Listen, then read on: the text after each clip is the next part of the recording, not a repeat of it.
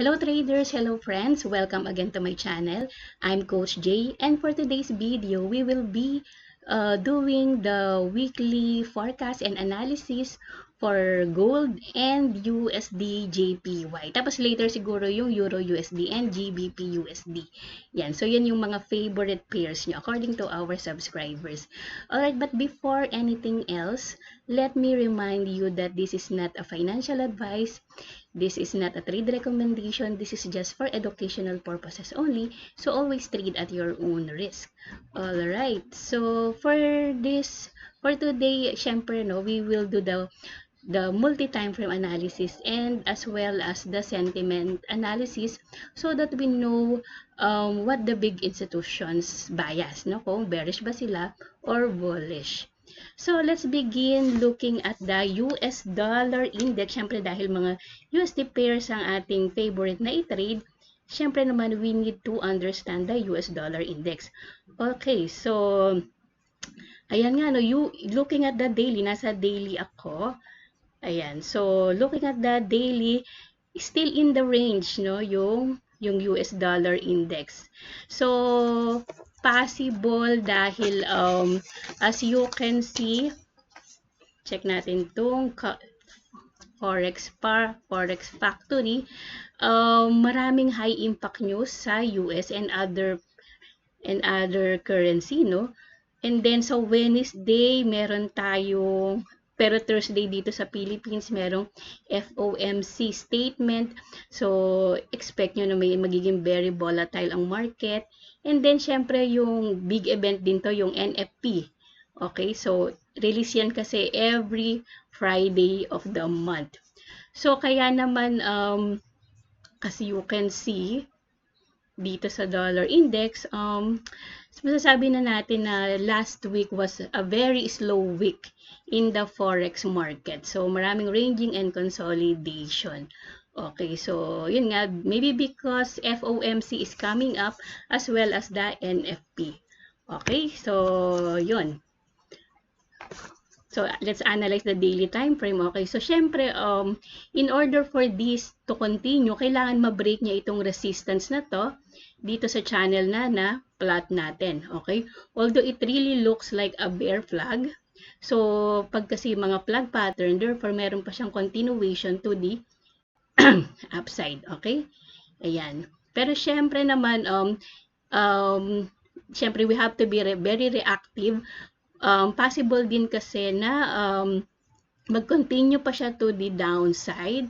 Okay, dahil naririto pa yung 50% level ng FIB. So, hanggang 61%, 61.8% pwede pang mag-retrace ang price, no, or ang market. Kaya very, very careful tayo dapat. So, kailangan reactive tayo. Okay, especially next week na magiging very volatile ang market.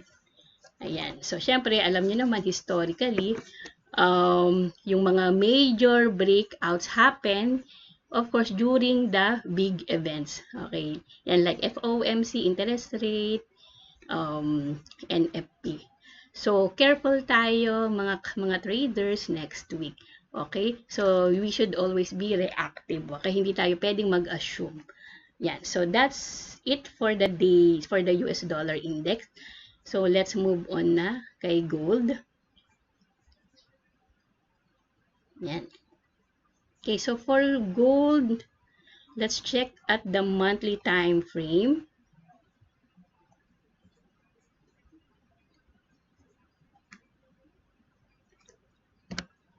Burahin muna natin yung mga ibang para yan. So, itong monthly time frame, no, as you can see, very bullish talaga yung gold after nitong breakout nito. Okay? Nag-continue na siya talaga to the upside. Okay? Tapos, just recently, no, nagre-retrace na yung hinihintay nating retracement ay mukhang nag-start na siya, no? So, halos nakakakalahati na siya ng pullback niya, which is also, I think, a decent pullback na rin. Okay? Pero as you can see, pwede pa siyang mag-pullback and i-reach niya itong breakout point na to. Okay? Pero syempre, it's too early to tell. Yan. So, look at the monthly, very bullish pa rin. There's no sign of reversal, although meron tayong nakitang pullback. Weekly time frame naman here. Okay, so if magpo-focus tayo dito sa, okay, palabasin ko lang itong brush. Dito sa recent price action niya, okay. So nakakita na tayo nitong red candle, no. Although hindi pa rin siya mako-consider na ang seller ay may control kasi hindi pa din naman siya ganun ka-strong. Okay? So medyo weak pa ang sellers dito. Okay? Although this is indeed a retracement na. Okay? Yan. Okay, and then if we will check the correction, no, using the PIB from this low to the high, ayan, so na-reach niya naman na itong 50%, okay? Ayan. Although syempre ang best pa rin na retracement ay yung naririto, alright? Or yung area ng mga 2-2, okay? Yan. 2-2-2-2, yan. Dito. Okay? So, hindi pa rin ganun ka-deep yung retracement. Okay? So, this coming FOMC, yan na, ipapakita na ng gold ang kanyang talagang gustong gawin. Alright? Because looking at the daily, ayan yung kanyang price action. Okay? So, nagkaroon dito ng potential, nagkaroon dito ng M pattern, and you know naman after the M pattern formation, ang price ay bumabalik dito sa neckline. Okay? Yan.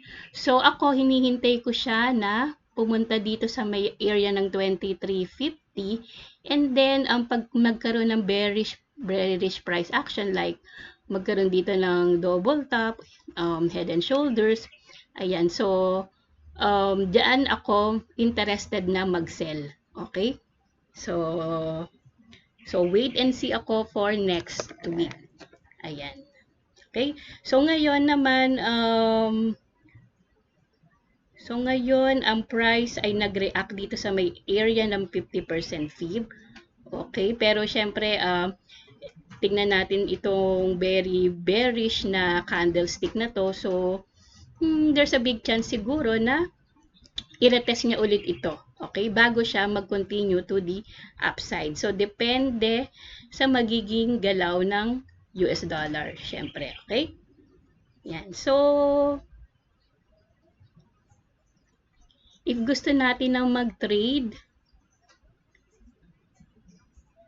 kahit mga mag-day trader lang or scalping, whatever, ngayon kasi nasa gitna ito ng price. So pwede natin hintayin talaga dito, mag-sell tayo, pero ang target muna ay dito. Okay? Siguro mag-level to level muna tayo this Monday, or hanggat hindi pa lumalabas ang mga news releases, no, yung mga very important.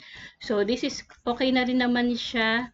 Magandang siguro mga 20 to 30 pips is enough. Okay? So kung gusto natin mag-sell dito, and possible din naman yon, okay?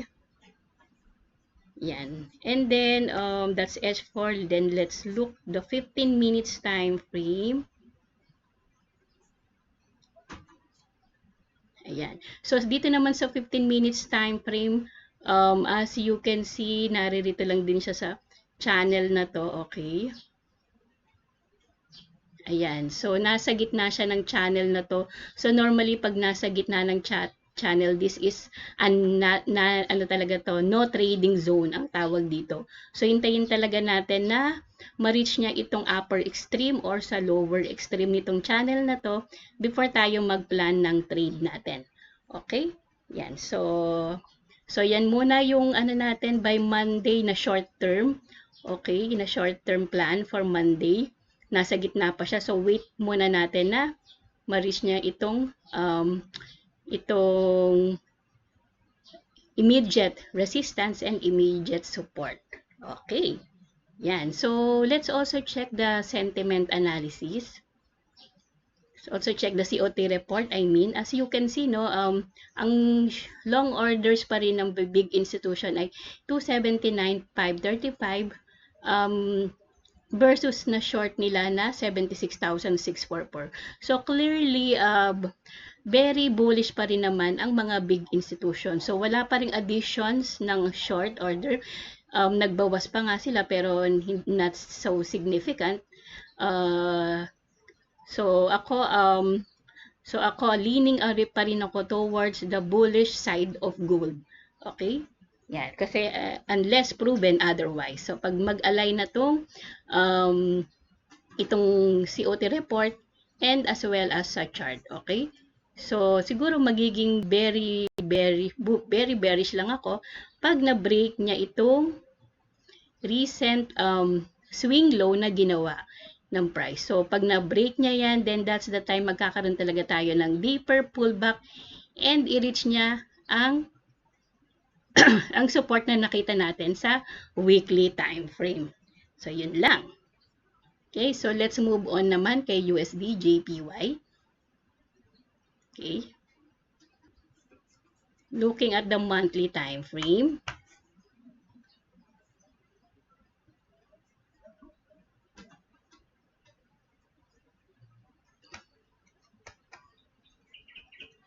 Yan. So dito naman sa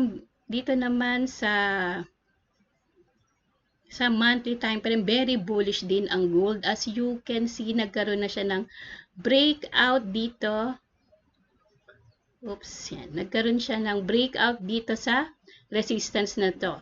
And of course, resistance once break become support, okay? So, ideally, hintayin natin ang price na ma-reach niya itong level na to bago tayo mag-buy. Pero, syempre, dahil monthly to, medyo matagalang antayan to. So, we can look for a lower time frame para makapaghanap tayo ng ating pang day trading, no? Okay, so that's monthly, very bullish. And you know, and itong breakout niya na nangyari talaga dito sa 50% level, okay? So possible na balikan niya ulit ito dahil dito nag-place ang mga big institutions ng kanilang mga orders, no? Okay, so looking at the weekly time frame. Ayan, so mas kita ito yung strong resistance niya na na-break. So even the weekly talagang very bullish, okay? However, pag ganitong very bullish talaga na very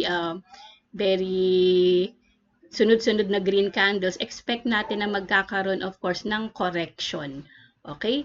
So, tignan natin ang news. Ayan. Japan yen tumbles to 34-year low, US dollar gains after inflation data. So, expect natin na magkaroon ng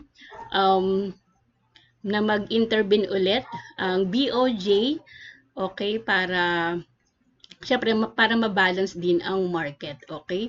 So, expect natin na magkakaroon ng intervention, so possible na they will sell yung kanilang US Treasury, no? Markets are on high alert for Japanese FX intervention. So, in-expect na ng mga expert na mag-i-intervene na ang Japanese to BOJ. It may comes closer to 155. Equally, USD JPY rally driven by broad dollar strengthened potentially on the back of sticky US price data makes the optics for more difficult for BOJ FX intervention. So, ayun nga, no? So, medyo mahirapan din talaga so medyo magkakaroon siguro lang ng slight, okay, for the correction. So, siguro medyo hindi ganun ka-deep na correction. Okay? Ayan, so that's for some fundamental. And then let's check the COT report for JPY. Ayan, so clearly, no, talagang laging nag-i-increase ng short orders ang mga big institutions, no. So as you can see, from negative 84 to 230 net position up to negative 179,919 Okay, from their recent report. So clearly talagang very bearish ang mga big institutions naman kay JPY. Yan. Okay, so ito yung magandang setup, no, wherein nag-align talaga ang chart natin as well as the COT report. Kasi if ang COT report, if we are checking the COT report kasi all currencies under this report are traded against the US. So therefore, kung ito ay JPY, ang kapartner niya ay USD, so bearish siya. Therefore, sa trading view, USD JPY, kabaligtaran niya ay bullish. Kaya nakakita tayo ng bullish, okay, dito sa trading view. Okay, so talagang magandang mag-buy dito sa USD JPY. Alright? Yan. Okay, so ito yan. Okay, so very bullish. So expect tayo ng pullback rito. If we will check the correction. Okay, so dito ko siya hihintayin from 38% to 50%. Kung mag-hold siya, then pag dumating siya dyan, saka ako magbabay. Okay? Let's check the H1. Yan. So, makikita nyo to, no, tong mga malalaking wick na to. Ito yung mga intervention ng BOJ, pero yun nga, talagang sobrang sobrang weak, no? Okay, dahil sa taas ng US dollar. Okay, so magandang level to. Dito natin hintayin. So, okay, tama naman yung ating plotting, no? Dito tayo maghihintay ng ating buy opportunities sa gold. So, yun lang. I hope marami ulit kayong inputs na nakuha for today's video. Bye-bye!